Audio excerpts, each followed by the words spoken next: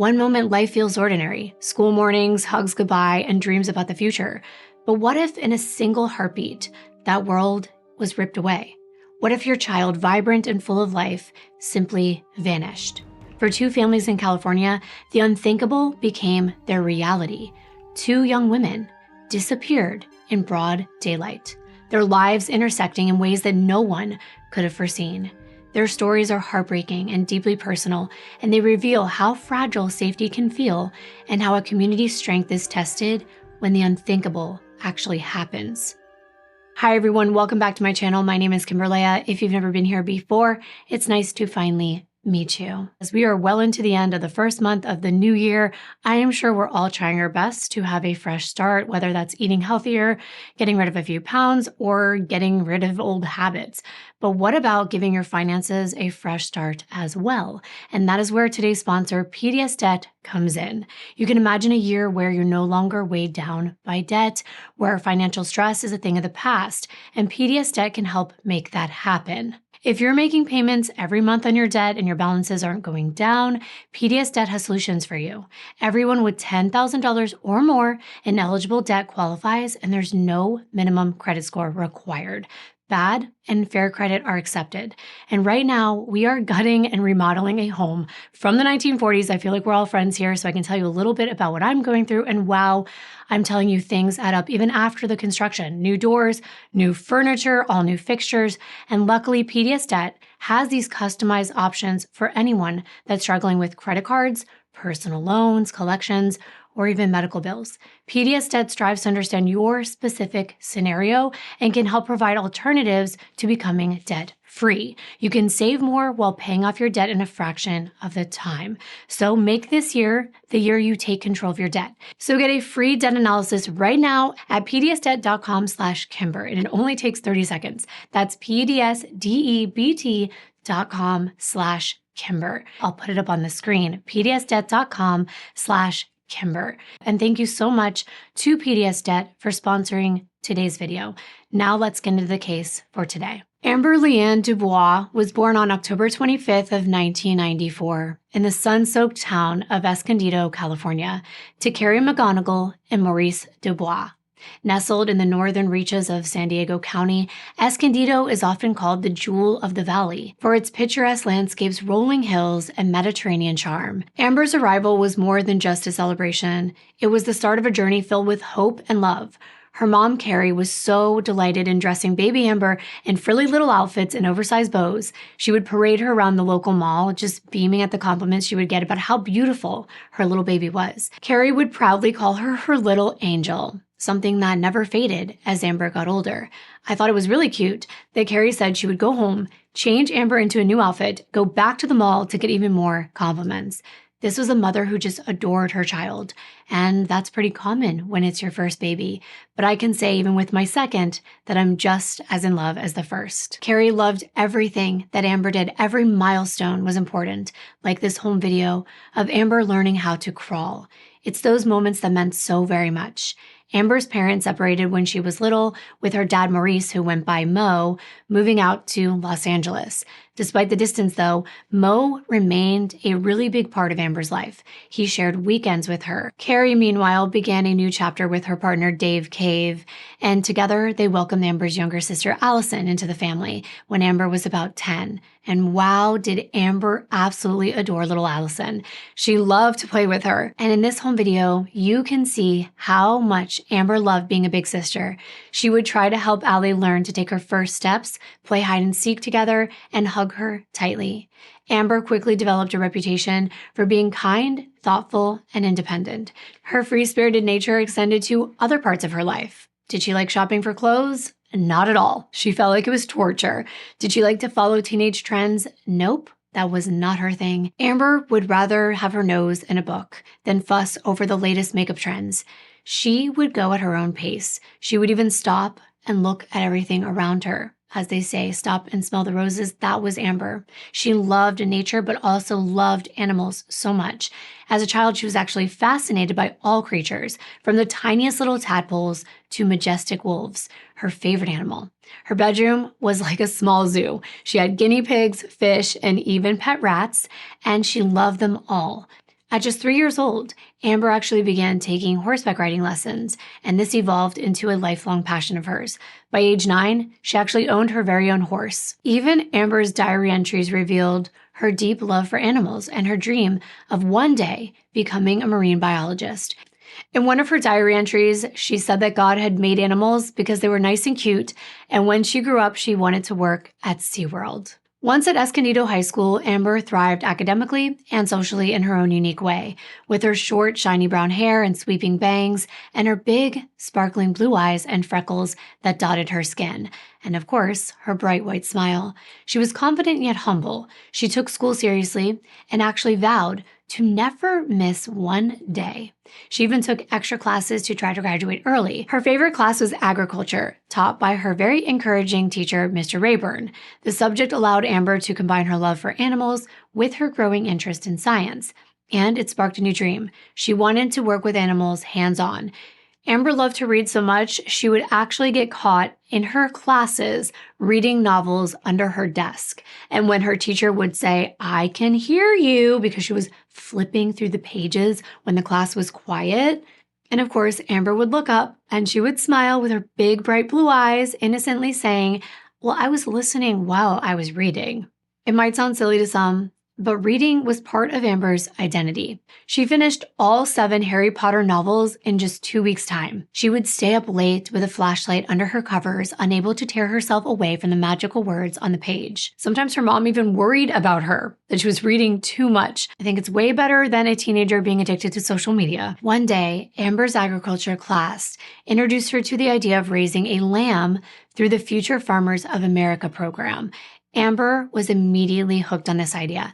The school actually had its own farm, and the chance to raise her own animal while learning about agriculture felt like it was the perfect fit for her. She rushed home right away, and she pleaded with her mom to please let her buy a lamb for $200. Of course, Carrie kind of hesitated. She wasn't really sure if Amber would lose interest in the animal over time, but they saw Amber's enthusiasm, so her mom and dad decided to give her a chance. However, to prove that she was ready for the responsibility, Amber had to write a letter outlining her plan for taking on the responsibility of this little lamb, which she was going to name Nanette, which is a French word for grace. Why a French word? Well, her name, Dubois, was French, so she thought it was fitting. Instead of writing a 1-page letter, she actually wrote a 2-page letter outlining her entire plan, which included, "I promise to feed her, clean up after her, and make sure that she's happy."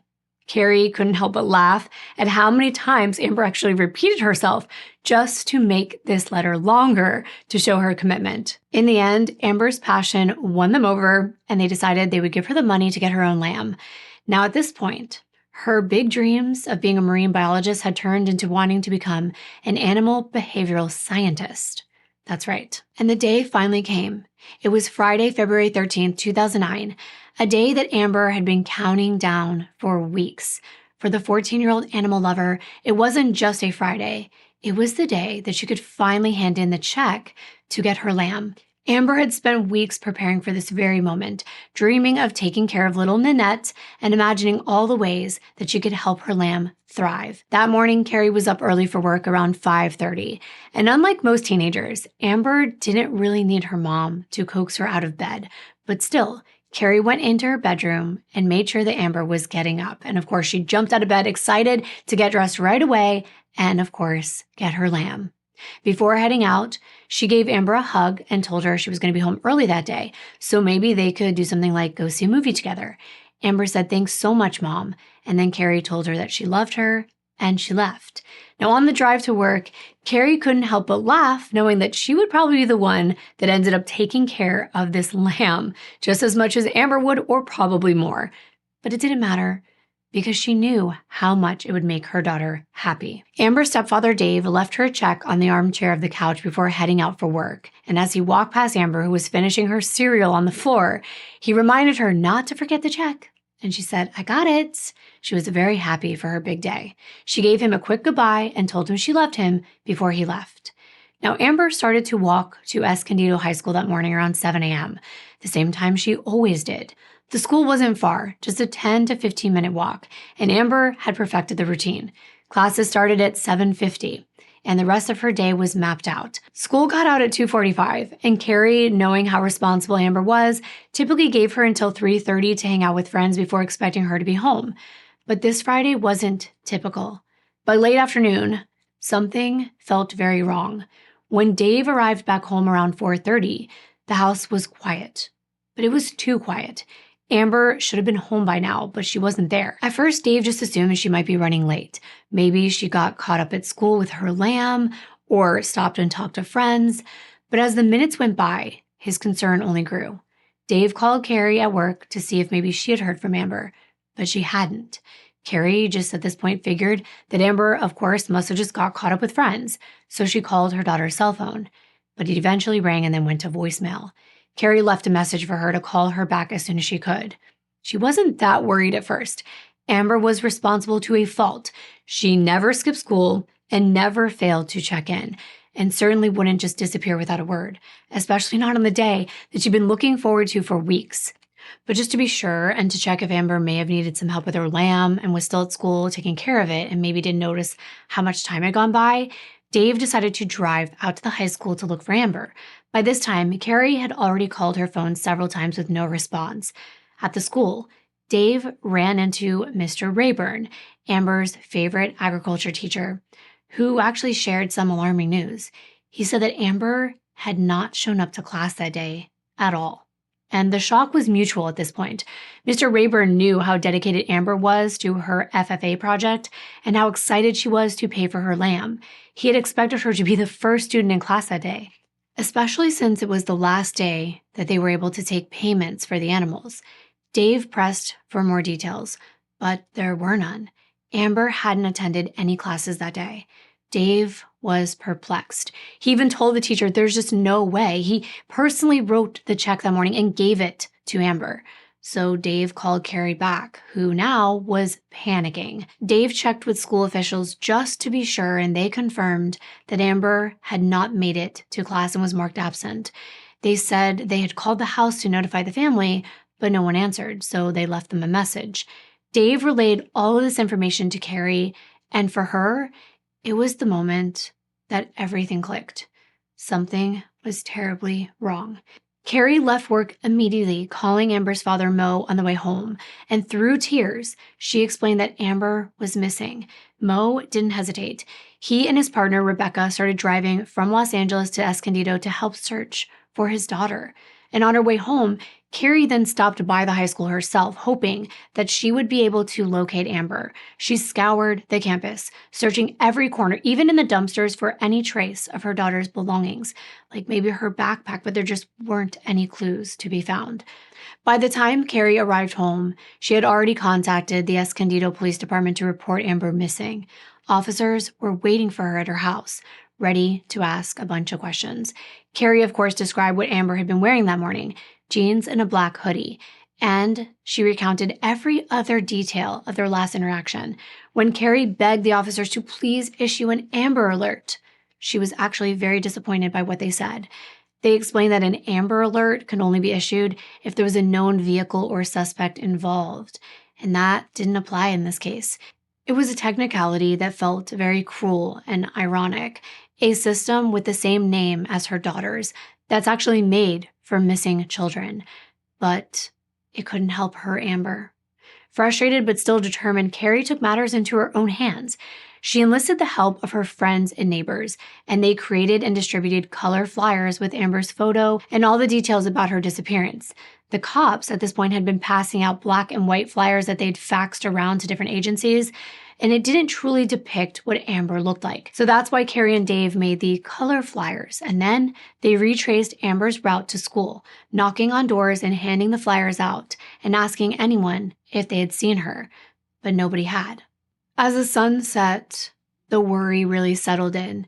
Amber wasn't the type to vanish without a trace. Something was definitely wrong, and everyone could feel it.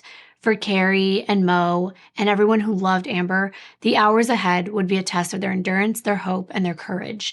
The officer who took Amber's missing person report on February 13th knew right away this wasn't the typical case of a teenage runaway. Something about the situation just didn't sit right. Amber wasn't the kind of girl to skip school, ignore her family, or disappear without a word, especially not on this day that she had been anticipating. So trusting his gut, the officer marked Amber's case as suspicious missing, and he began his investigation immediately. The officer's first stop was the Escondido High School. He had a canine unit, and he searched the campus thoroughly, extending their efforts to the surrounding areas, including a nearby river. The dogs, trained to pick up even the faintest scents, combed through these fields and wooded areas behind the school. But despite their exhaustive efforts, the search turned up nothing. No evidence, no signs of Amber, nothing to suggest what might have happened to this little girl. The lack of clues was obviously frustrating, but it didn't deter the officer or the detectives who were quickly assigned to Amber's case. They knew that the first 48 hours were critical, and they intended to use every second wisely. One of the detectives' first steps was to dive into Amber's digital life. They got her cell phone records, her email accounts, and even her internet history, hoping that it would uncover some evidence of maybe who she'd been in contact with, and maybe that person lured her away somehow. She was, after all, a very impressionable teenager. However, what they found only reinforced what her family already said. Amber wasn't a troubled or secretive teen at all. Her online activity was actually very innocent, even more innocent than I would have thought for her age. It was filled with research about animals. She would go on and on researching anything she could about her FFA project. There were no red flags, no messages suggesting that she had plans to meet with somebody, and no hints of something brewing beneath the surface. While detectives worked to follow leads, Amber's family sprang into action. Carrie was determined to do anything she could to find her daughter.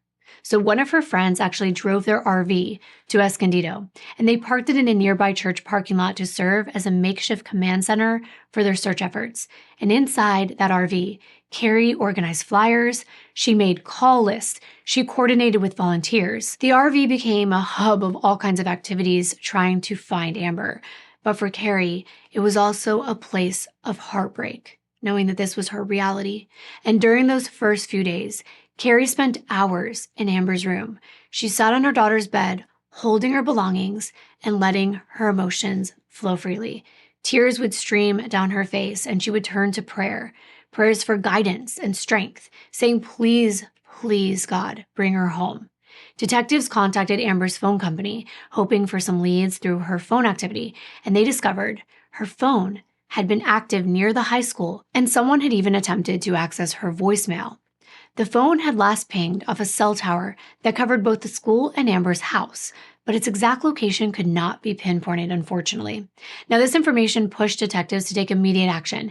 They activated a reverse 911 system.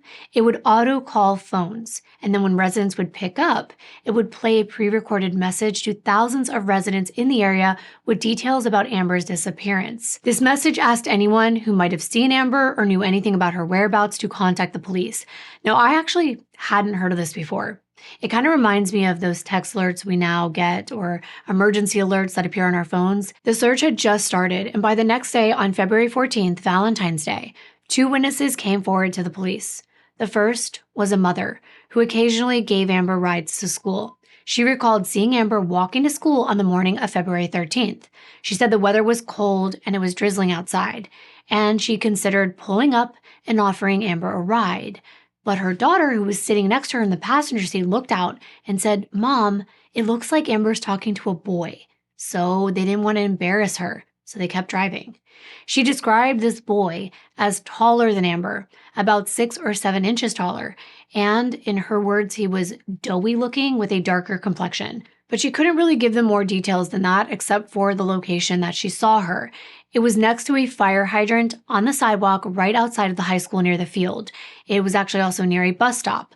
So detectives refocused their search on the Escondido High School and its surrounding areas. Their attention then turned to a bus parking lot that was near the school, which was equipped with security cameras. They were hoping for a breakthrough. They obtained a warrant to access the footage, and when detectives reviewed the grainy CCTV footage from the parking lot, something caught their attention. It was a red truck with tinted windows, and it appeared in the area during the time Amber would have been walking to school. but the footage, as per usual, was frustratingly low quality, making it impossible to discern anything like a license plate or the identity of the driver. The red truck now became a critical focus of this investigation, but for now, it was just one more unanswered question. As news of Amber's disappearance spread, tips started pouring in. On February 15th, one of Amber's classmates reported seeing her in downtown Escondido. So detectives pulled CCTV footage from that area, hoping to confirm the sighting, but nothing was found. Another student came forward, saying they had seen Amber walking with a boy. Investigators followed up on this lead, only to discover the girl wasn't Amber after all. Even with every false lead, Carrie held to her belief that Amber did not run away. She knew her daughter better than anyone, and she was certain that Amber would not just disappear at her own will, not without telling her family. Carrie said, "I know my daughter. Something has happened to her, and I won't stop until I find out what."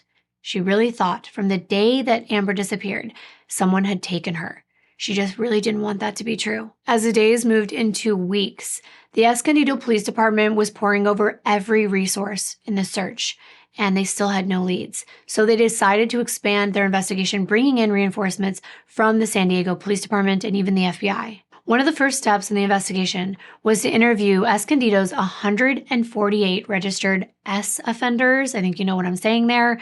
And officers actually went door to door questioning these individuals about their activities on February 13th, the day that Amber disappeared. And these efforts were thorough, but there were still no breakthroughs. None of these registered offenders raised any red flags, and the police were left with no clues to even follow through on. So they just kept pushing. There was even a girl who looked just like Amber that kept being stopped by police over and over again because they were trying to be so diligent. And this girl started to carry her ID, and then just when she would see police, she's like, "I'm not Amber," and she would just pull her ID up and show it. As the search widened, detectives and volunteers combed through abandoned buildings, ravines, rocky hills, and even local hangouts like the caves near Escondido High School. The search and rescue teams were scouring the dense brush surrounding the area, but still no trace of Amber was found. Even America's Most Wanted featured Amber's story, generating nationwide attention and, of course, an influx of tips. Even though it heightened awareness on Amber's case, it didn't bring them any closer to finding her.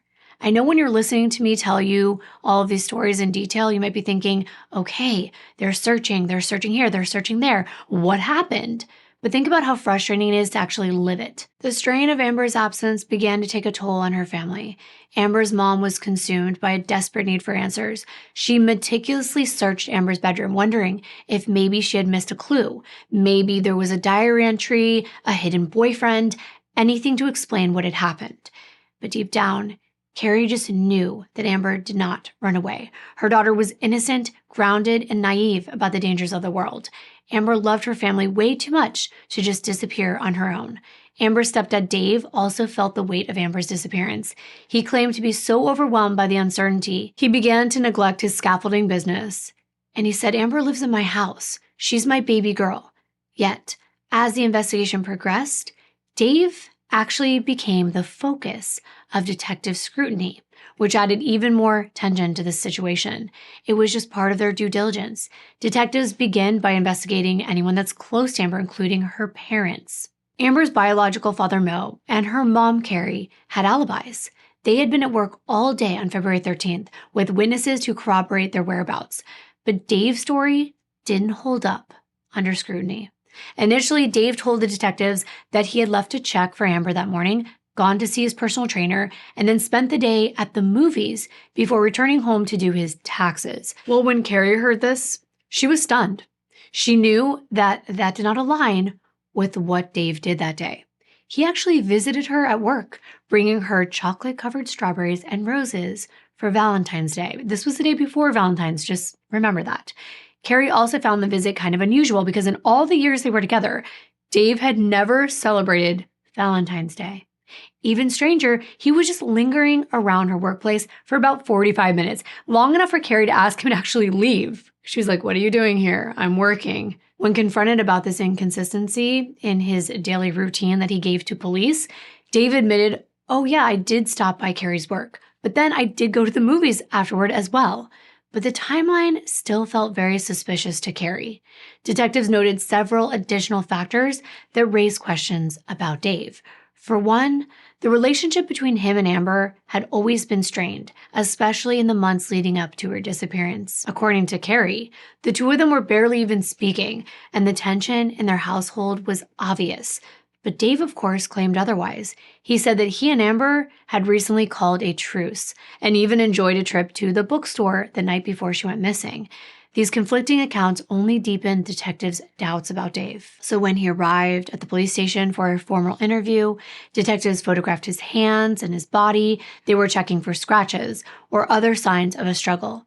And they asked him directly if he had anything to do with Amber's disappearance or if he knew anything about it or her current whereabouts. Dave denied any involvement, stating repeatedly that he wanted nothing more than for Amber to come home. Now, over the course of the investigation, Dave underwent several polygraph tests, but the results were inconclusive. Now, as the investigation and Dave intensified, detectives subtly suggested to Carrie that he might actually be involved in Amber's disappearance. While they didn't have any concrete evidence to charge him, his inconsistent timeline and the strained relationship with Amber could just not be ignored. Carrie found herself spiraling into a bunch of doubt. She was torn between trusting the man that she shared her life with and confronting this horrifying possibility that he might have actually harmed her daughter. 6 weeks after Amber went missing, Carrie actually made a very difficult decision. She left Dave. She packed up all of her belongings and took her 4-year-old daughter Allison with her to a new home. She said she just couldn't share a bed with a man who might have hurt her daughter. It was unbearable for her. She wrestled with this possibility that he could be involved, and maybe it wasn't done intentionally, but maybe there was a confrontation that spiraled out of control. Maybe Amber had pushed just a little too hard about getting the lamb, and things escalated. These were thoughts that were going through her head. And I don't blame her for thinking these things, but they also broke her heart. Dave was Allison's father, her other little girl, and they had built a life together. But even if there was a tiny possibility that he was guilty, it was enough to shatter her trust. For detectives, Dave remained a person of interest, but he wasn't a suspect. Without any evidence tying him to Amber's disappearance, they were forced to put him on the back burner. But for Carrie, those questions that were lingering made it impossible for her to return home. Instead, she prioritized her younger daughter's safety at this point, just in case. Can you imagine, though, being torn between your partner and your daughter that's missing and having to choose what to do in that certain circumstance? I mean, it's true. If you felt like you were living with a person who could possibly be involved in your daughter's disappearance, I think the right decision probably would be to, at the very least, distance yourself. Now, let me tell you what Amber's biological father, Mo, was doing during this time. Now, he was an electrical engineer, and he put his entire career on hold and left Los Angeles, moved into a hotel in Escondido with his partner, Rebecca, and he poured every ounce of his energy and even all of his savings towards his search for Amber. For Mo, this wasn't a sacrifice. It was what any father would do for their daughter. Both of Amber's parents were dedicated to doing whatever they could to find their daughter. And during this investigation, several tips suggested that Amber might have been seen in Mexico. So what did her mom do? Well, she informed the police that she was going to travel south of the border to search for Amber herself. They quickly discouraged her from doing this, warning her of the dangers because at the time, there was a $50,000 reward that was being offered for Amber's safe return. And the police were worried that if Amber's kidnappers were actually in Mexico, her mom's presence there could provoke them in some way. Carrie was told that she could have been taken hostage and the captors would demand a ransom. But despite these warnings, Carrie was not going to stop. She was like, okay, well, I guess I'll see you when I get back from Mexico. Carrie drove 45 miles from Escondido to Tijuana and another 60 miles to Mexicali.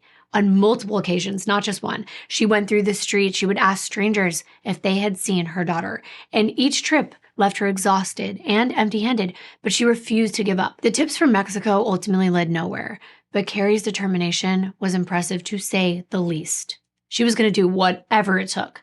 So back in Escondido, Carrie adopted a different approach. She obtained a list of those registered S offenders herself, the ones that were in the area, and she began to drive by their homes and question them about Amber's disappearance. Now, her tactics were pretty bold, and they kind of even crossed the line into harassment.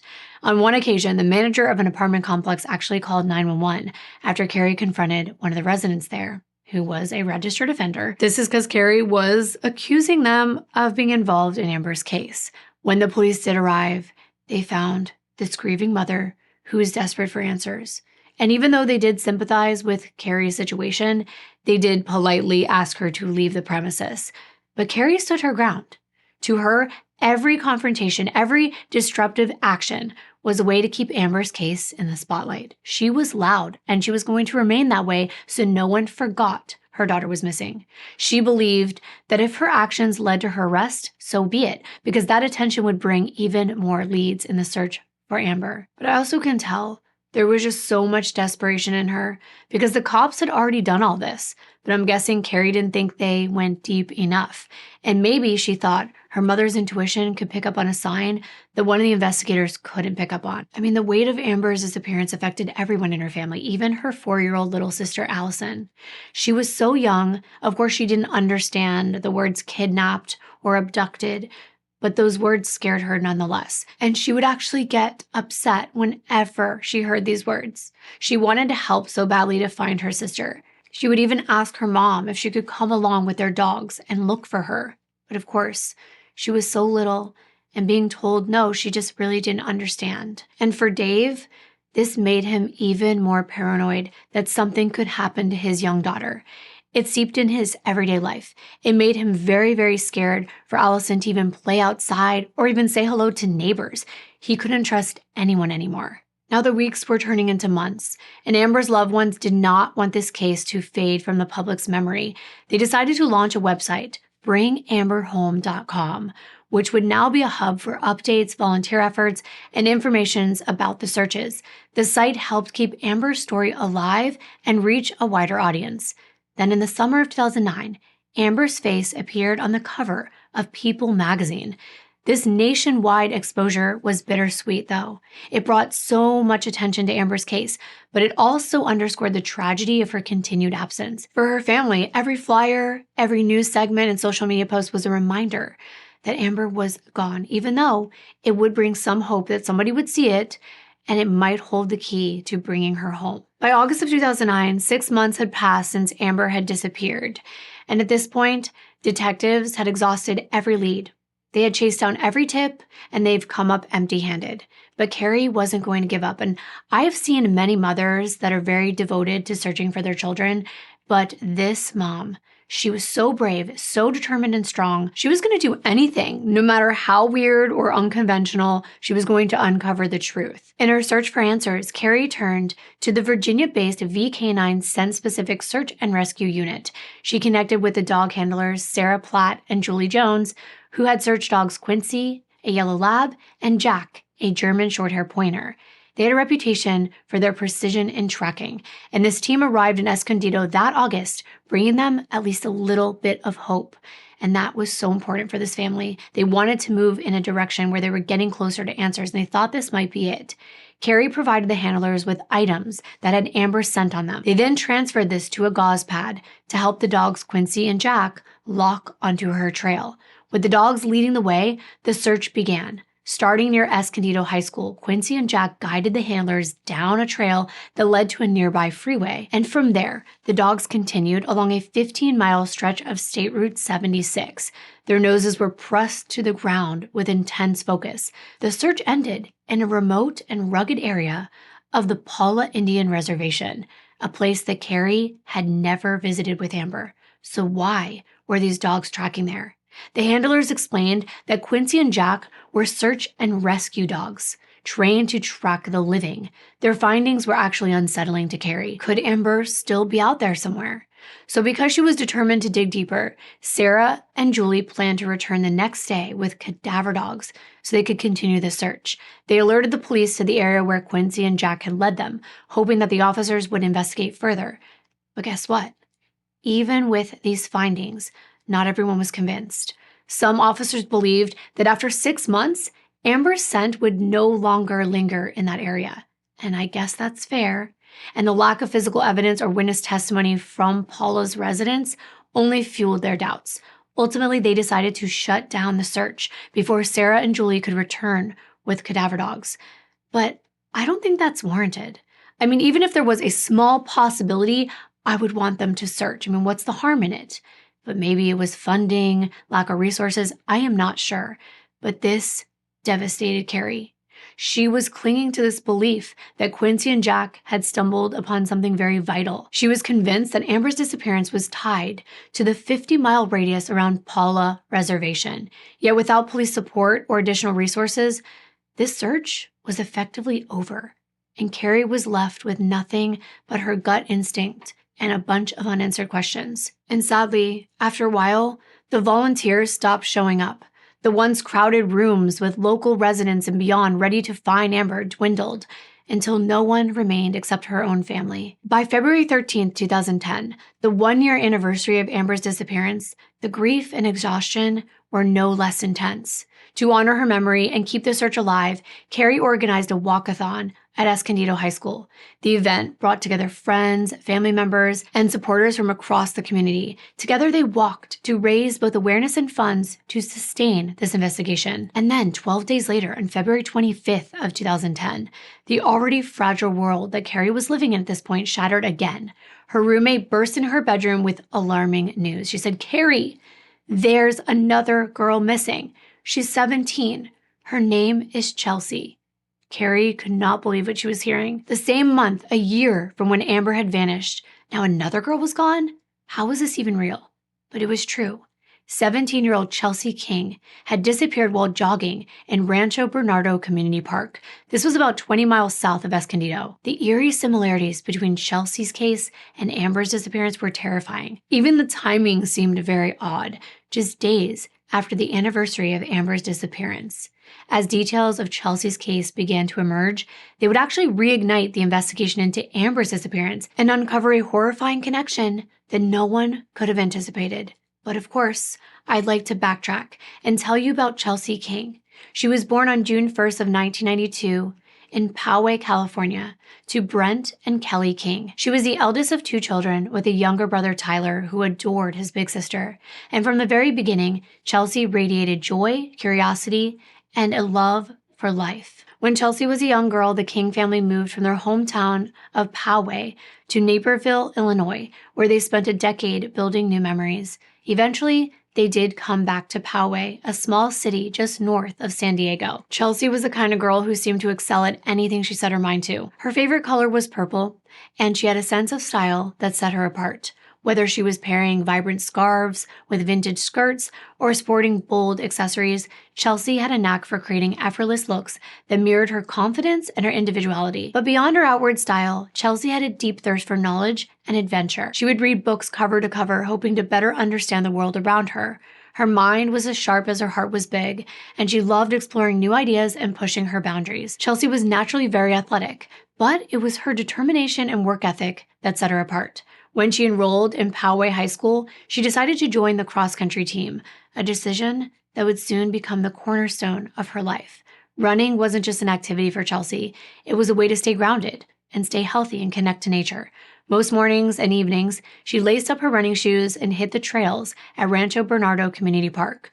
It had this serene, picturesque setting, and it was Chelsea's haven, a place where she could challenge herself physically while also finding mental clarity. Now, it's true that sometimes her parents worried about her safety while she was running alone. They would gently question whether it was wise, but Chelsea was confident and self-assured, and she told them she would be careful. She believed that her community was safe and that she was prepared for anything. And Chelsea's talents didn't stop on the track. She was also an accomplished French horn player and a member of the San Diego Youth Symphony. Music allowed her to express herself in ways words could not. Her dedication to excellence carried into the classroom, where Chelsea excelled academically. She was known as an overachiever. She balanced a rigorous course load with her many extracurricular activities, and her efforts definitely paid off. She was accepted into several prestigious universities. Yet Chelsea's ambitions weren't solely academic. She dreamed of a career that would combine her love for writing with her passion for the environment. Chelsea's beauty was also undeniable.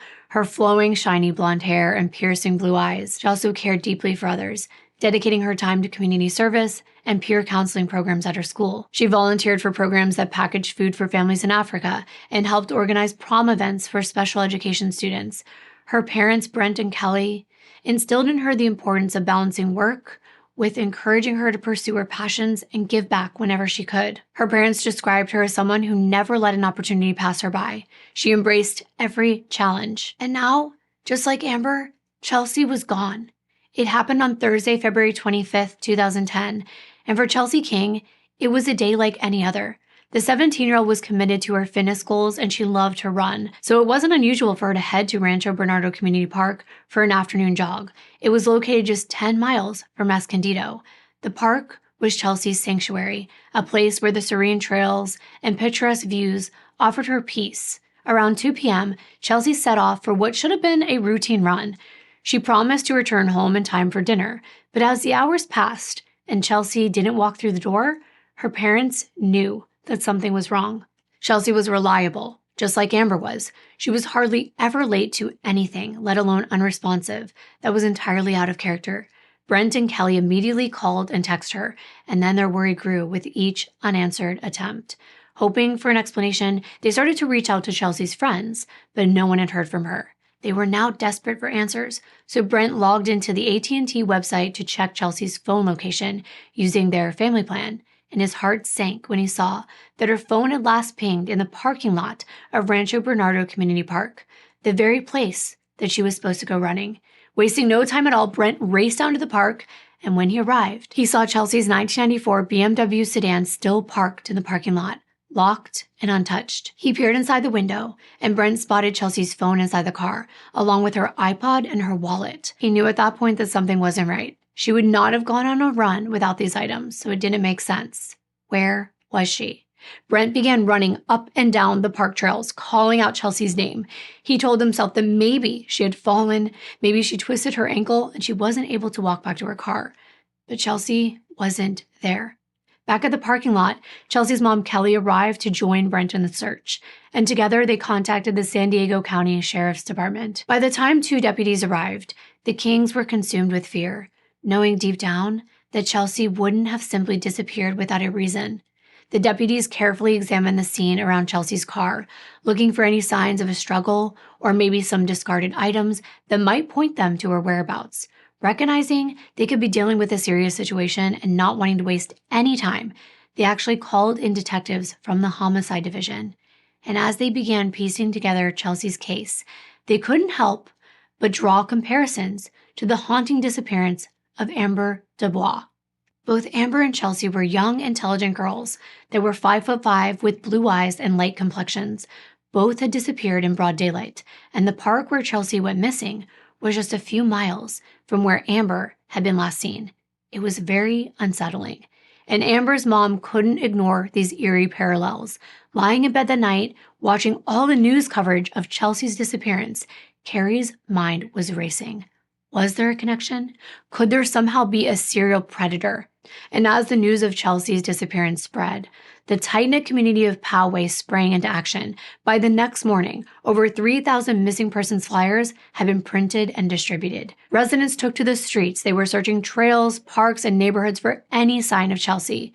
Choosing the photo for Chelsea's flyer was a very emotional task for her parents, and I can't even begin to imagine going through your children's photos with the intention of picking one for a missing persons flyer. It's unreal, but they knew that they had to, and ultimately, they selected an image that was taken just hours before her disappearance, one that captured her as she was that day, vibrant, smiling, and full of life. Her eyes are what I can't get out of my head. I've only seen a few people with those types of piercing dark blue eyes with the lighter blue in the middle. They're just striking, and they were the same as her mother's. The picture they chose was actually from a photo shoot she agreed to do for a friend's class project. Chelsea agreed to be a model, despite her self-professed awkwardness. Those photos were meant to be part of a simple school assignment, and now they became a vital tool in the desperate effort to bring Chelsea home. Volunteers canvassed neighborhoods, taping posters to lampposts and tree trunks, and among the volunteers were Amber Dubois' parents, Carrie and Mo. For them, Chelsea's disappearance hit painfully close to home. With Amber still missing, they understood exactly what the King family was going through, so they offered their support any way that they could. Carrie said she couldn't wait to jump into action and help this family search. Chelsea's mom, Kelly, went to the media, pleading for anyone with information to come forward. I could hardly watch Kelly begging for people to help bring Chelsea home without tearing up. And the detectives that were working on this case, they began gathering witness statements from Rancho Bernardo Community Park where Chelsea had gone jogging. Several parkgoers described seeing a man acting very suspicious on the trail that day. One female jogger recalled encountering this man who was smoking a cigarette and surrounded by empty beer cans. The man had tried to engage with her in conversation, casually mentioning that he saw a rattlesnake nearby. And then another witness also spotted the same man walking along one of the trails, shortly after Chelsea was seen running in that same area.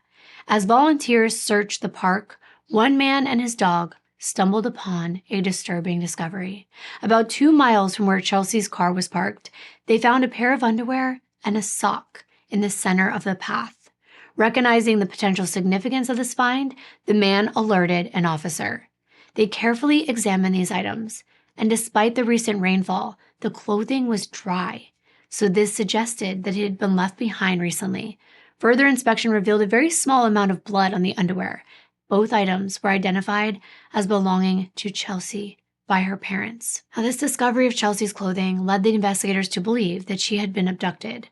The items were then sent to a crime lab for further analysis. In the days following Chelsea's disappearance, the search effort became a large-scale operation. The Bank of America parking lot across from Rancho Bernardo Community Park was converted into a command center where hundreds of volunteers were organized into search teams. The San Diego Police Department, the Border Patrol, and the FBI joined this effort. There were search and rescue teams, canine units, and volunteers combing the park. Helicopters equipped with infrared technology were scanning the area from above, while divers plunged into Lake Hodges, searching the murky depths for any sign of Chelsea.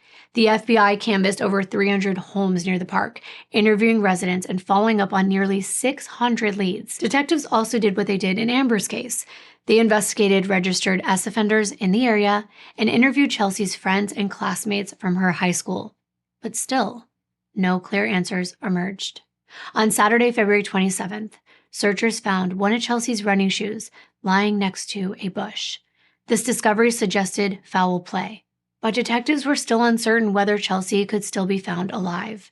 The next day, another search team discovered her other shoe and a sports bra abandoned in a ditch near Lake Hodges. It was like breadcrumbs, just lying out there on this trail to a nightmare. But these discarded items raised a troubling possibility. Chelsea's abductor might have been trying to mislead investigators or even destroy evidence by getting rid of it. Or maybe they had been scattering these items, throwing them aside as they carried the teen away. Students at her high school launched a campaign to honor Chelsea and raise awareness. Every day they wore colors that symbolized Chelsea's personality and her passions. Blue for her striking eyes, purple for her favorite color, green for her love for the environment. Blue and purple ribbons were tied to trees and lampposts around the school that served as a constant reminder of Chelsea's absence. Students wrote messages of hope and support, decorating the campus with tributes to their missing classmate. Chelsea's family also embraced social media to expand the search. They created a Facebook page that quickly garnered over 24,000 followers, offering a platform for updates and tips. They also launched a website, findchelsea.com. This was a place for information about the search efforts. They even went on high-profile shows like Larry King Live to talk about Chelsea, in hopes that more tips would come in that would bring her home. What were the circumstances under which she left? Where did she go missing, Kelly? Chelsea's an avid runner.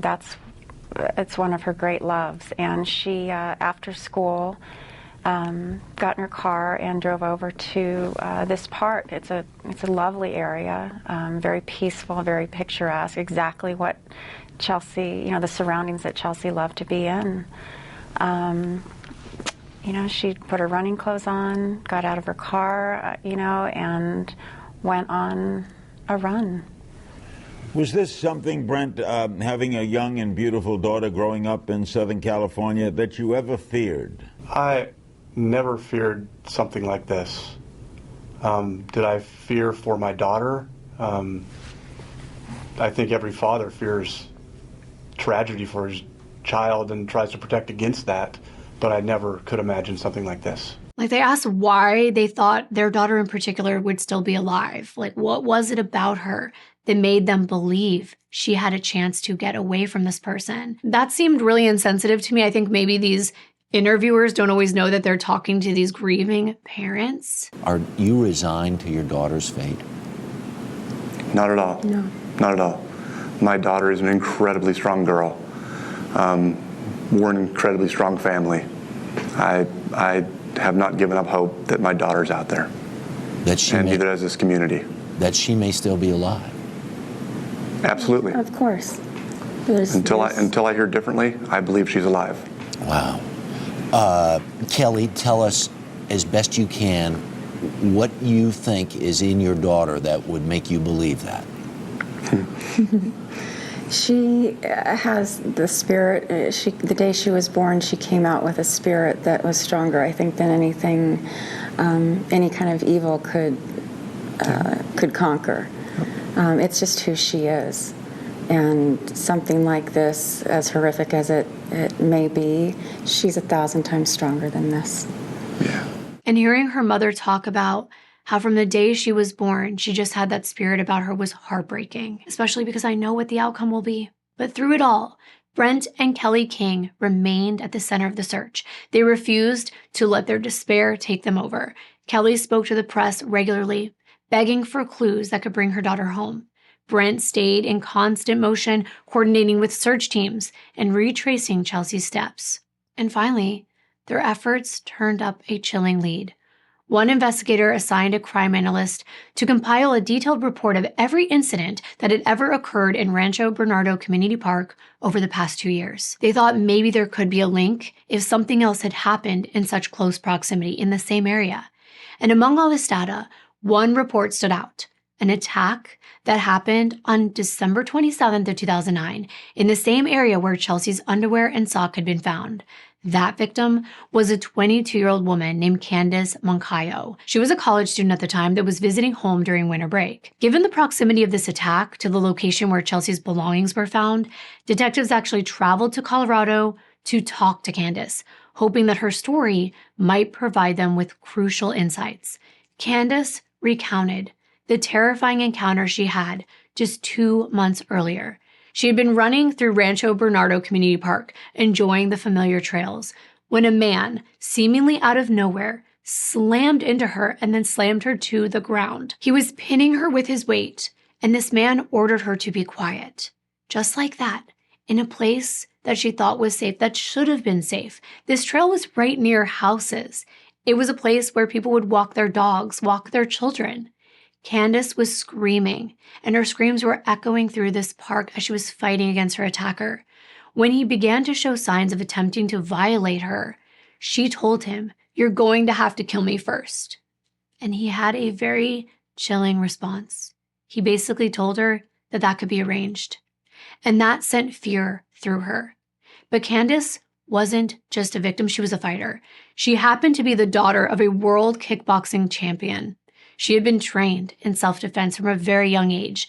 Summoning every ounce of strength, she dove her right elbow into this man's face, striking him in the nose with enough force to cause him to back up. He grabbed his face, and Candace seized that moment to escape, and she ran faster than she ever had in her entire life. I've never realized how valuable self-defense can be. I hear about taking self-defense. I've taken classes in the past, but I'm reminded by stories of survival like this one. It's not about being strong. It's not about, being the biggest or the fastest. It's about knowing where to hit someone and how. Candace's description of this man was vivid, and she said that he was between 30 and 35 years old, with a square jaw, brown eyes, and dark blonde hair in a crew cut. Although Candace had managed to escape, the trauma of this attack still lingered with her. Her bravery and her detailed account would actually prove to be invaluable to this investigation. On Sunday, February 28th, 2010, just 3 days after Chelsea went missing, her parents, along with a detective, visited the location in the park where her clothing had been found. And as the detective was guiding them to the area, his phone started ringing.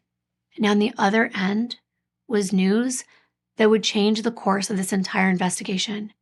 There had been a hit in the CODIS database from the DNA found on Chelsea's underwear. The detective had to be very careful to maintain confidentiality in this moment, so he didn't disclose any information to Brent and Kelly right then. Instead, he just told them that something urgent had come up and he took them home. Thinking about the fact that that call came in that exact moment, I'm sure her parents had some clue that something big had happened. The DNA analysis of Chelsea's underwear had revealed 2 DNA profiles, one that belonged to her and one that belonged to her attacker. When this profile was put into CODIS, it returned a match within 72 hours, John Albert Gardner III. John was 30 years old at the time, and he was a registered S offender with a violent past. In 2000, he had been convicted of violating a 13-year-old girl, and he served 5 years in prison. Despite the fact that he was deemed a high risk of reoffending, Gardner had been released into the community with minimal restrictions. Why is this the same story so many times over in cases like this? But why am I not surprised, but still shocked? With John Gardner's name now at the center of this investigation, detectives begin to piece together his movements and connections to both Chelsea and Candace's cases. Because remember, Chelsea's missing and her belongings were found in that park, and Candace was the one that escaped from an attack in that park. The DNA match was undeniable. He was tied to Chelsea's disappearance, but this also meant she could be dead. Because if this was the same man that attacked Candace, remember what he told her, that her murder could be arranged so that he could have his way with her. In 1979, John Albert Gardner III was born in Culver City, California, which is weird because it's not too far from the studio that I'm recording this video in. John's early life was riddled with instability and troubling behavior. His parents' divorce led to frequent moves across Southern California, uprooting any chance of stability during his formative years. He was diagnosed with ADD, and he was prescribed medication to help manage his condition, but deeper emotional and behavioral issues were lurking beneath the surface. Despite some of his struggles, John did graduate high school with a 3.2 GPA and was noted to have an IQ of 113. But these achievements did not negate a darker reality, one filled with unresolved trauma, neglect, and growing warning signs of violent tendencies. John's mom, Kathy Osborne, described a deeply challenging childhood for her son. By the age of 6, he was already displaying alarming behaviors, including setting fires. And desperate to get him help, Kathy moved John through a variety of educational settings, from public and private schools to special education programs. When John was 10 years old, Kathy admitted him to UCLA's Children's Mental Hospital for a 60-day stay. Doctors there reported that John suffered from low self-esteem, abandonment issues, and a lack of control over his behavior. They noted his confusion about the world around him and his inability to regulate his emotions. Despite Kathy's best efforts to help him, John's troubling behavior continued into adolescence and even adulthood. Stories like this about a parent trying to figure out what's happening to their child really scare me, because what options do you have? It seems like this mother was exhausting all of the resources that she could think of or even had available at that time. But then as an adult, John's troubling behaviors became even more pronounced. On MySpace, John had a profile with a fake name and a fake birthday. He would post explicit content on there, sexually explicit content, and even listed his hometown as the Playboy Mansion. Cheesy, I know. But these are glimpses into his online persona that revealed a man that was preoccupied with sexual fantasies and very distorted outlooks on women. John had various jobs, including working as a lifeguard at Lake Arrowhead Resort and later at the Big 5 sporting goods store in San Diego. But his employment history did little to mask the darkness that was brewing within him. In March of 2000, when John was 20 years old, his actions crossed a line that revealed his predatory nature. While living back at his mother's house in Rancho Bernardo, John struck up a conversation with a 13-year-old neighbor of his at the bus stop. The girl was feeling vulnerable after being bullied at school, and she accepted a ride home from John. He took her back to his mom's house. They sat down to watch a movie, and I'm thinking, he is 20, and she is 13. But the situation quickly turned violent. Without warning, John attacked the teenager, attempting to pull her pants down. When she resisted, he punched her in the head, he choked her, and covered her mouth to silence her screams. The little girl later told authorities that John had suffocated her to the point of vomiting, but miraculously, the teenager managed to escape. She convinced John to stop, and after this attack, he hugged her. He apologized, and he claimed that he didn't know what had come over him. That night, the girl confided in her mother, and she reported the attack to the police. John was arrested, but initially he pleaded not guilty. He claimed that the girl's injuries were inflicted by her boyfriend, not him. He accused her of fabricating this entire story so that her mom didn't find out she was having intercourse with her boyfriend. So she was blaming it all on John. But even though he denied all this, the evidence was mounting against him, and he pled guilty to sexual violation and false imprisonment. Before he was sentenced, John underwent a forensic psychiatric evaluation, and the findings were shocking. The doctor described John as exhibiting significant predatory traits, warning that he posed an ongoing threat to young girls and was unlikely to respond to treatment. The doctor went so far to contact John's probation officer directly, stating that John was not suffering from a psychotic disorder, but was instead a bad person. Doesn't sound very scientific or something a doctor would say. But I guess this was to say, there's no fixing this man. He was evil. He had an above-average intelligence and a dangerous fixation on young girls. The recommendation from this doctor was clear: John to receive the maximum sentence allowable under the law. Despite this damning evaluation, a second psychiatrist had a different opinion, a more lenient view on John. And I was thinking, what doctor would do this? But I guess if the price is right. The judge also took into account character letters from John's friends, including one former girlfriend who dated him for about a year and a half. She described him as safe and protective, stating he was the one person who made her feel completely safe in this world. Someone else said, "I know in my heart that John Gardner is a rare and good breed." Another person wrote that they believe that John would become a great man, husband, and father one day. These conflicting evaluations led John to receiving a mere 6-year sentence, of which he served only 5 years. And when he was released, John was fitted with a GPS ankle monitor and labeled a low-risk offender. However, when his probation ended in 2008, the monitor was removed, leaving John unsupervised and roaming the streets as he pleased.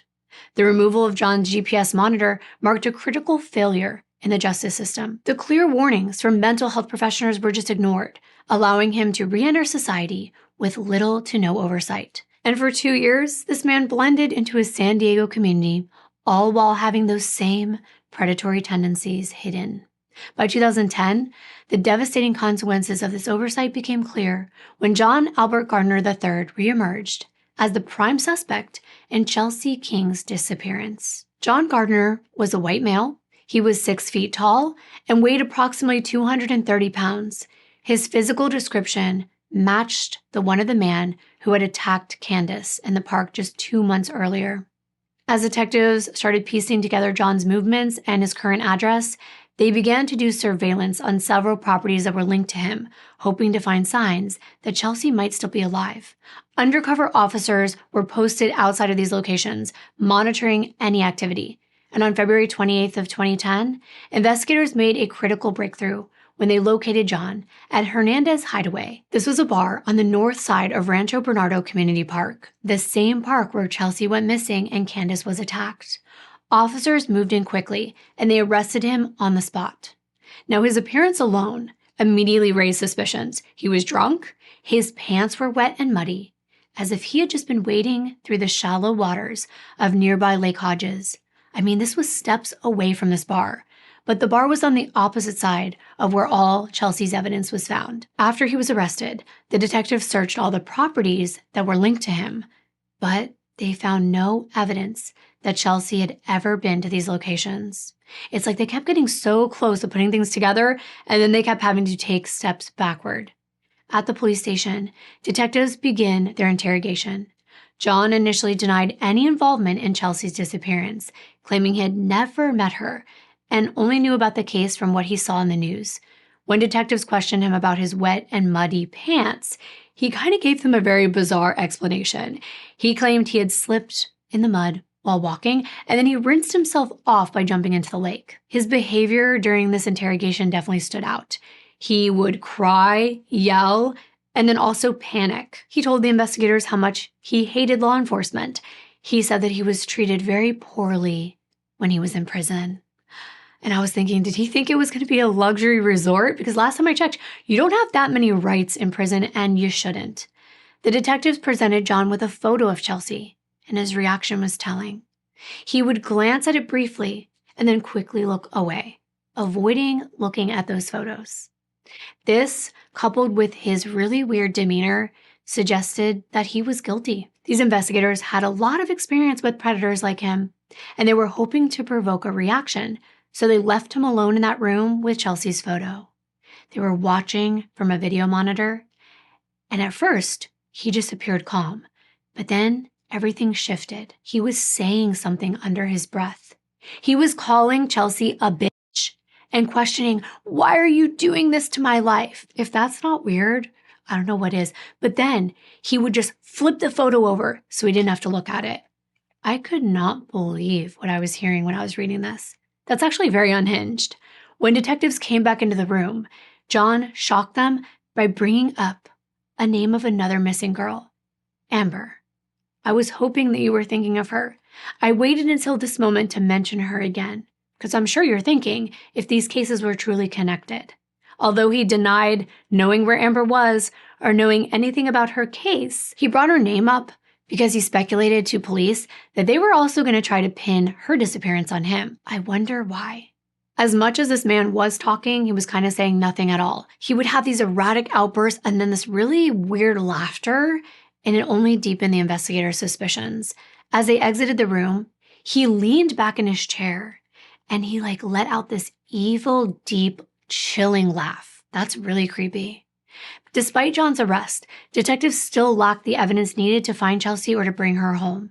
Meanwhile, her parents organized a vigil to raise awareness and support for their search. And that same day, on Tuesday, March 2nd, search teams were focusing their efforts on Lake Hodges, near the spot where Chelsea's shoe had been found days earlier. So standing shoulder to shoulder in the water, the searchers conducted methodical sweeps of the shoreline. The team submerged themselves and resurfaced in straight lines, repeating this process 6 or 7 times along the water's edge. Now, even though they hadn't found Chelsea, on that afternoon, detectives investigating her disappearance gathered at the district attorney's office to discuss pressing charges against John Gardner. The evidence against him, his DNA found on Chelsea's clothing, his erratic behavior during the interrogation, and his history of violence convinced this team that they had the man they were looking for. They planned to charge him with murder and pursue the death penalty. During their meeting, an unexpected disruption occurred. Phones started ringing back to back. The news that they got was devastating, as though she was speaking from the grave, giving investigators what they needed to lock this monster up forever. Chelsea's body had been found. It was heartbreaking, but at the same time, it was a relief because now they knew where she was. What happened is an investigator was walking along the shoreline of Lake Hodges, close to where the shoe had been found earlier, and he noticed something very unusual. He saw hair sticking up from the dirt. This was just 15 feet from the water's edge, and as he began digging, his fears were confirmed. The body of Chelsea was in a shallow grave right along the shoreline. It was Detective Gore's duty to break the news to Chelsea's family. When they saw him walking towards their home, they already knew it. But once it was confirmed, their grief was profound and immediate. What they planned as a hopeful vigil transformed into a memorial. Brent described that moment as the worst moment of his life. And Kelly was so overcome with emotion, she couldn't even speak. Chelsea's memorial brought thousands of supporters there, and Brent addressed the crowd. He said that Chelsea was always his angel, but now she'll be his angel in heaven forever. This San Diego community that has turned out by the thousands to search for nearly a week for young Chelsea King is now completely devastated. Supporters came in enormous numbers for a candlelight vigil late last night to mourn the teenager's tragic death. And somehow her parents found the strength to attend this vigil to thank this tight-knit community for prayers and support. One of the nicknames that I've always called my daughter is my angel. And she's my angel forever. Just half a mile from the lot where Chelsea last parked her car to go for a run, the horrifying discovery was made. It was made by one of the searchers looking from the water up on the shoreline, spotted something that looked suspicious, and investigated and found by moving some small debris, found Chelsea's body. It is a shallow grave. Forensic teams are attempting to gather as much evidence as possible from the marshy area, which is now a crime scene. During this interview, Chelsea's dad said something very interesting that I've heard before, and I'm going to repeat it. He said that he didn't even want to call this person that did this to her a human. He was a monster. He never wanted to even utter his name. While all this is going on, Carrie, Amber's mom, is watching the news coverage. The discovery of Chelsea's body in this shallow grave made her have this haunting realization that Amber could be buried somewhere too. She said later that she didn't want to bury Amber and to go through finding her that way and then having to bury her again in a funeral. And she was sent into a panic.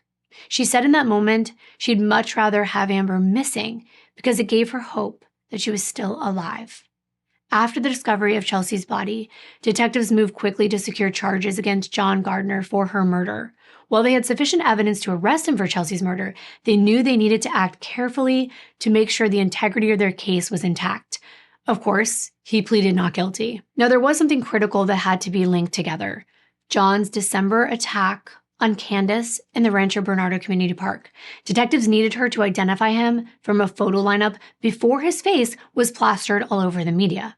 Because if Candace recognized him after seeing him in the media, the defense could use that to claim she only knows who he was because he's all over the news. So they were working quickly. They got together 6 photos, including one of John, and they flew to Colorado to meet with Candace. It took her literally moments to identify him as her attacker. 20 minutes later, his mugshot showed up nationwide on TV. But Candace's identification allowed prosecutors to bring even more charges against him for her attack, in addition to Chelsea's murder. But they weren't going to stop there. The investigators met with the team working on Amber's disappearance because the similarities between the 2 cases couldn't be ignored. Both girls were young, around the same height, and both had light skin and blue eyes. Plus, they had disappeared in daylight in public areas. And remember, there had been a witness that reported seeing Amber talking to a man that matched John's description near her school on the morning she vanished. Investigators followed this lead, questioning John's girlfriend and neighbors. But still there was no evidence linking him to Amber's case. While detectives believed John was responsible for Amber's disappearance, Carrie wasn't really convinced. She had doubts. First, she pointed out that John typically targeted girls that were alone. Amber was last seen by 2 witnesses near the school, suggesting she wasn't isolated. It seemed unlikely to Carrie that John would risk abducting her in front of other people. Second, Carrie argued that Amber didn't fit John's pattern. Most of his known victims were older teenagers, while Amber was only 14. Carrie doubted that her daughter would have been his type.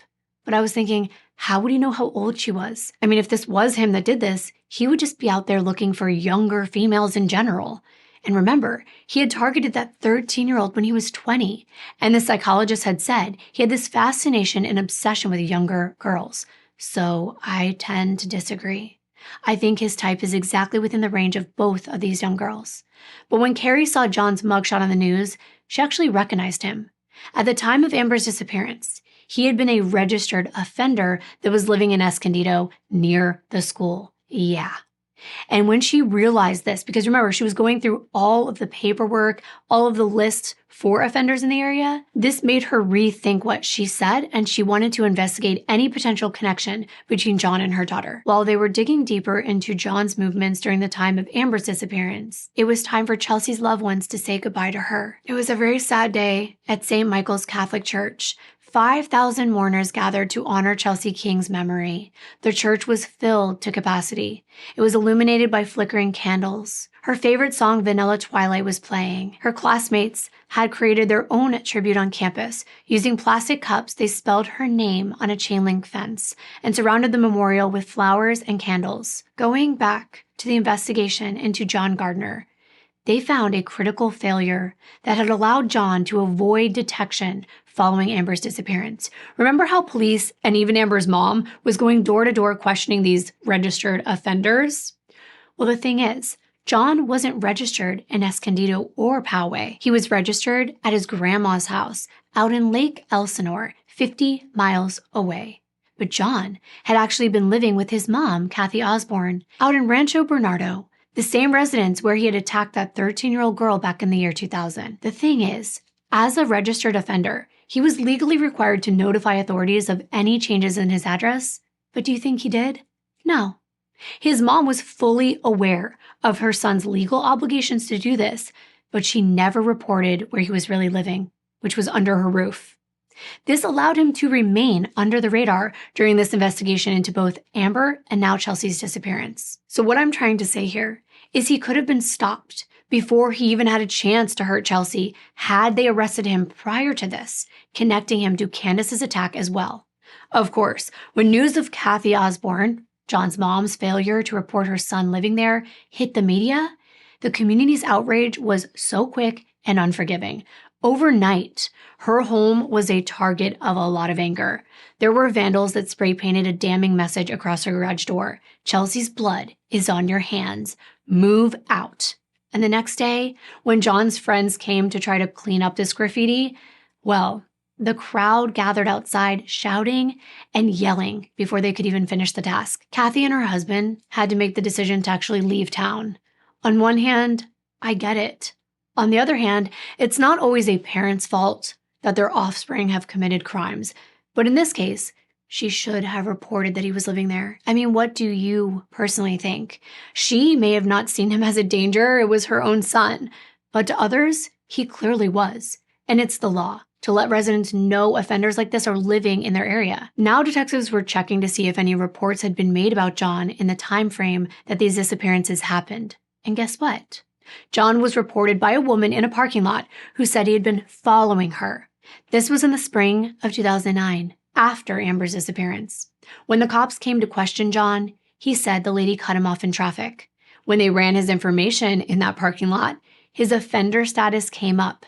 And right away, this was concerning, not because he was following this lady, but because he had a 3-year-old child inside of his car.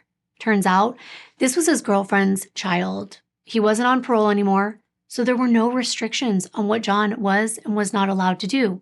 He was allowed to be around children, and that's very, very problematic. Protests started outside of the courthouse during John's arraignment.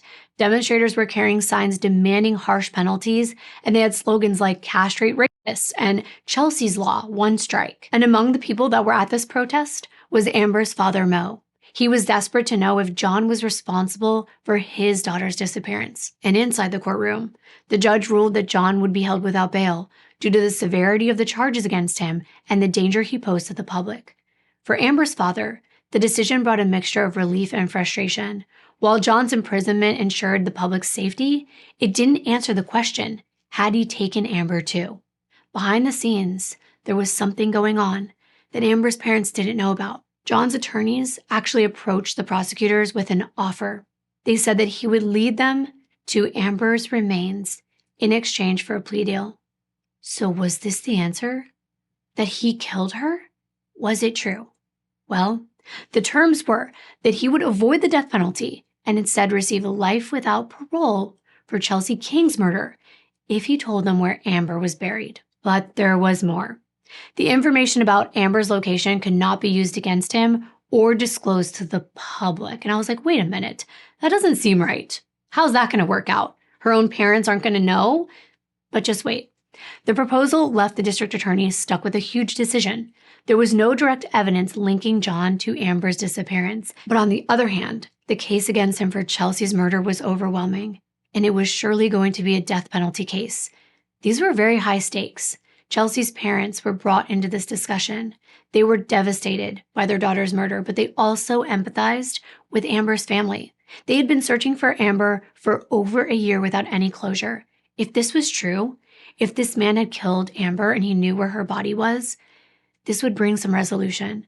So after agonizing about what to do, the Kings gave their blessing to this plea deal.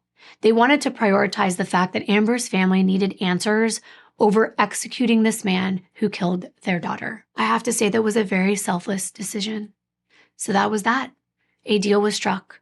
On March 5th of 2010, John agreed to lead investigators to what he said was where Amber was buried. But here's the thing. It's not that simple. Was he telling the truth? Or was he trying to delay things? Was he trying to escape? They didn't know. So they brought out the SWAT team. They didn't want him to have an opportunity to escape. But wait till you hear this next part. This is exactly why I had to do this case, because to me, this blew my mind. Detectives were being led out to Paula, California, about 20 miles from where Amber had vanished.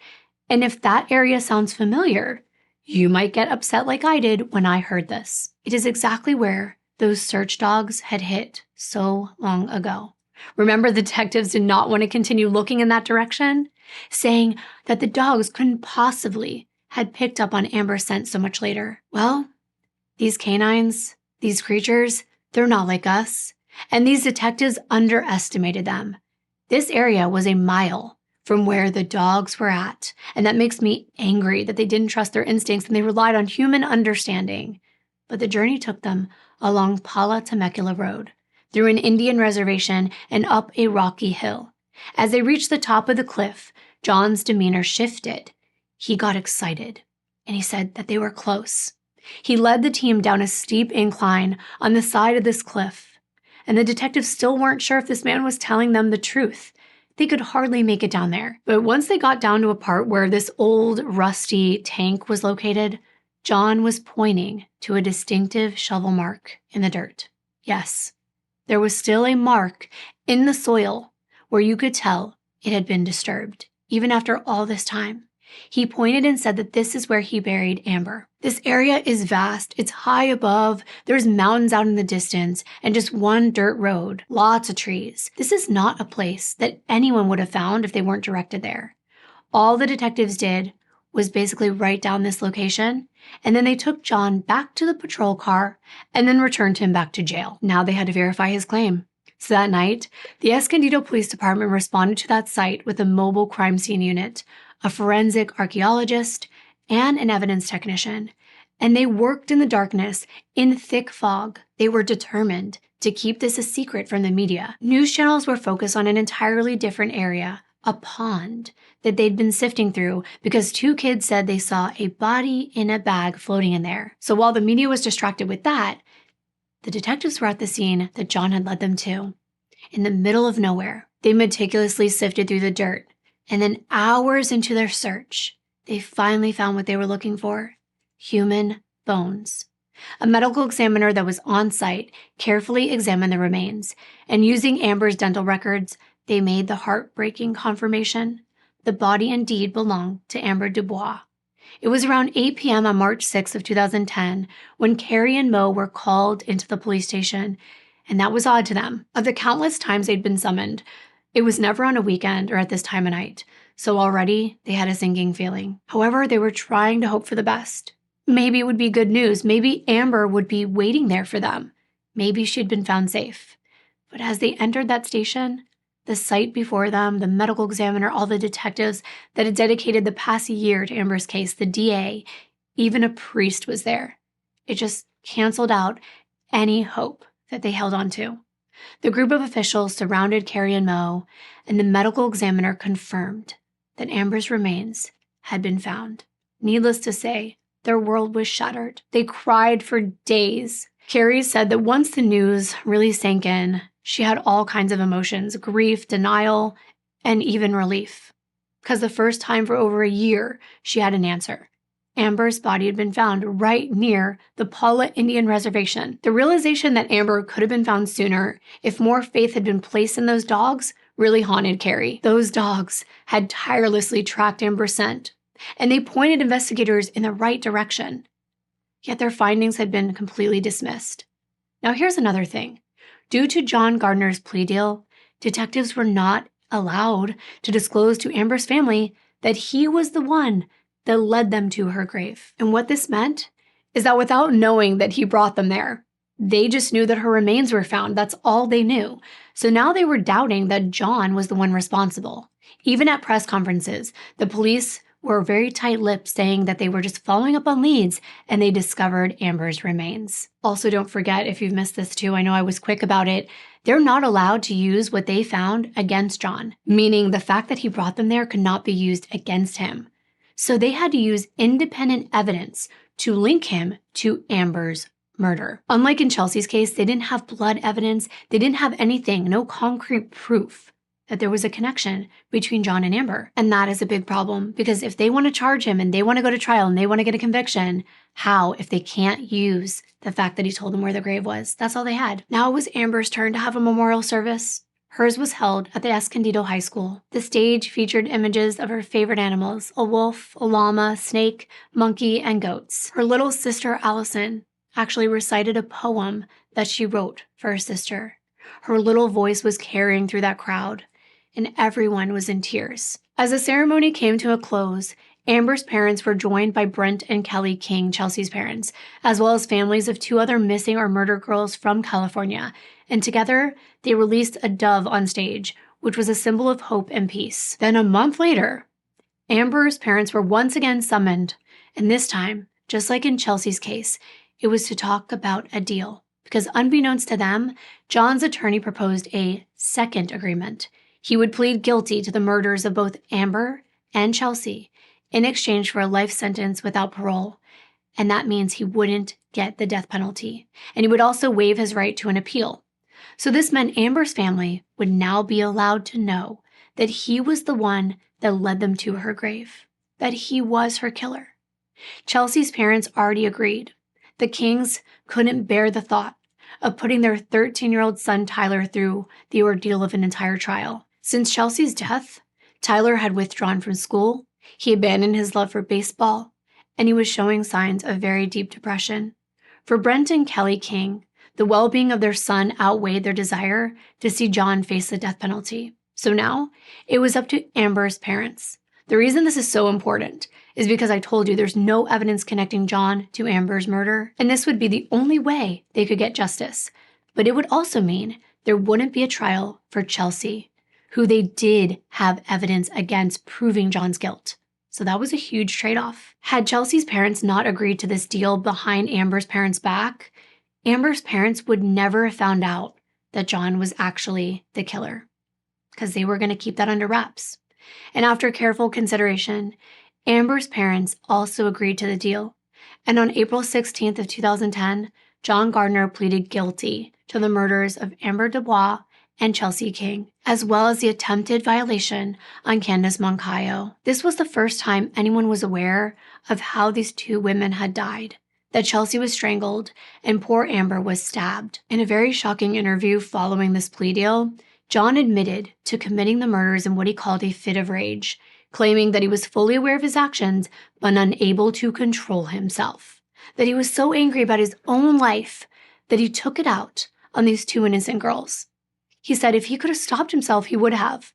When the reporter tried to probe him on exactly what he did to the girls, he would not let that be known. He said that was something that he would only tell the families if they wanted to know. Let's listen to a clip from this interview. I was aware of what I was doing, and I could not stop myself. I was in a major rage and pissed off at my whole life and everybody that hurt me and blew up, and I hurt the wrong people. I hate myself. I really do. There is no taking back what I did, and if I could, yes, I would. Are you kidding me? But I was out of control. If I was able to stop myself in the middle of it, this call is being recorded. I would have, and I could not. I was out of control. I'm only answering questions to the families in regards to that stuff, anything involving those 2, and how things happened and whatever. I will not comment on any of that. I will answer questions to them and them only. When John pleaded guilty, he told the investigators he was open to speaking to both of the families, but not until after the sentencing. But Carrie couldn't wait. She's like, when can I speak to him? When can I speak to him? She kept asking over and over again. The sentence wouldn't come for maybe weeks or months, and she just kept pushing. She would go to the jail, and she would wait, and she would ask, is any visitation available? And they would keep telling her there was none. So she decided to take matters into her own hands, which we know she's done before. She was desperate for answers, so she waited and waited for John's mother to enter the jail to speak with him. She was hoping that maybe she could take one of his mom's visitations. So she approached Kathy as she was walking in with a friend, and she said, look, I just want to visit with your son. But this did not go over well. Kathy's friend kind of tried to push Carrie out of the way, and Carrie shouted, don't touch me or I'll hit you. And Kathy, John's mom, began to cry. Carrie didn't give up, though. She was like, look, I'm not here to harass you. I'm just here to visit with your son and ask him why he killed my daughter. That's powerful, and I think it's pretty reasonable. Unfortunately, it didn't seem like this was going to work. But guess what? The very next day, Carrie was called in. They said, if you can be here in the next 30 minutes, you can speak with John. So she, of course, ran down there. She was so nervous until she got face to face with him. She said that she tried not to get emotionally attached to the situation because she already forgave whoever had done this to her daughter, but she didn't want to look at him. She wanted to stay calm, though, because she wanted to make sure she was able to stay there to hear everything. John told her that morning him and his girlfriend had gotten into an argument, so he jumped in his car to kind of blow off steam and clear his mind. And that is when he drove up and saw Amber walking to school. But this wasn't the street she usually walked on. Carrie didn't know why Amber would have chosen that street on that day, but she figured that maybe she was just meeting up with a friend nearby. John said he stopped his car near the sidewalk, got out and cornered her, telling her to get inside, and he had a knife. If she didn't listen, he would stab her. So she got into his car. This was at the cross streets of North Broadway and Stanley Avenue, and the high school is actually on North Broadway, only a 12-minute walk away. Throughout the interview, John kept stopping and asking Carrie if she wanted him to continue because he didn't want to upset her. And she's like, yeah, you already killed my daughter. I want to know everything.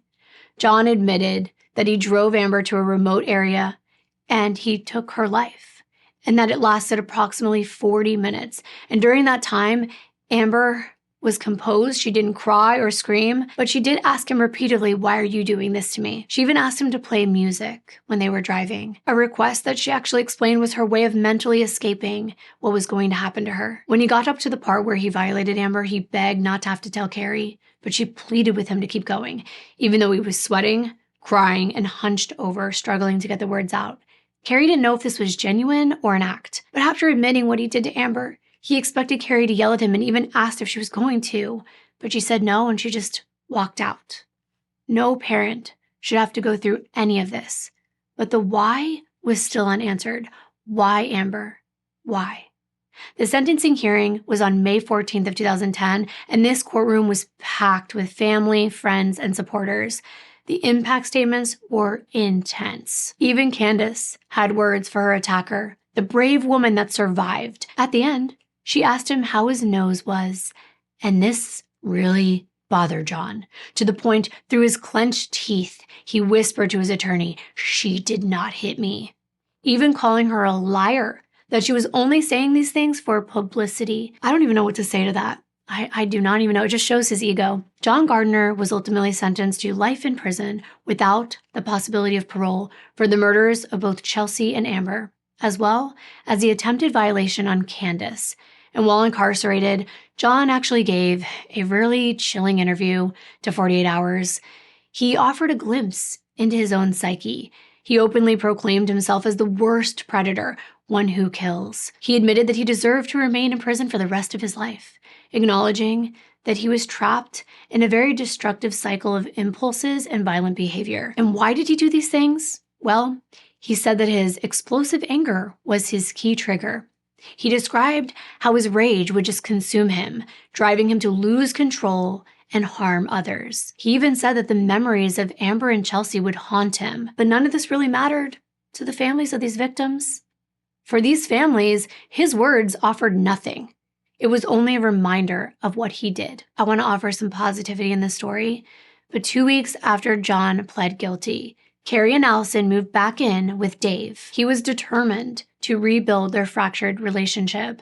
They went to counseling and they focused on their love for Allison, and over time, they did begin to heal. And on July 7th of 2012, the couple got married in Escondido. Now for Chelsea's family. 4 months after her murder, the family decided to move back to Illinois. They wanted to recognize the kindness of the Poway community, but it was also very overwhelming for them to be there.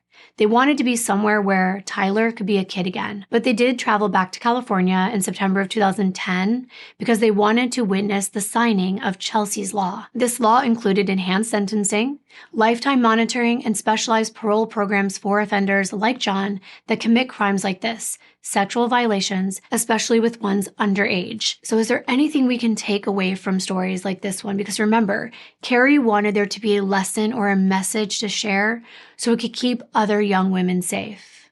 And I could think of a few. Don't walk alone. And parents, try hard to find buddies or groups of kids for your child to walk to school from. I know it seems so innocent. They're just walking to school. Tracking their phones isn't always enough. Also, learning self-defense can be helpful. And going running, although it's a great activity for keeping fit and even finding serenity, it can be very dangerous for young women. And I hate to even have to say that. So please, please, please don't go out alone. Find a running partner. And if you must be alone, maybe invest in a treadmill. It's so unfortunate, isn't it, that these predators are out looking for their next victim in places like that we can't even go on a run safely or even on a walk alone. But if these stories don't prove that it is an unsafe thing to do alone, I don't know what will. Unfortunate, but true. So please be safe, and I will see you in my next video. Bye.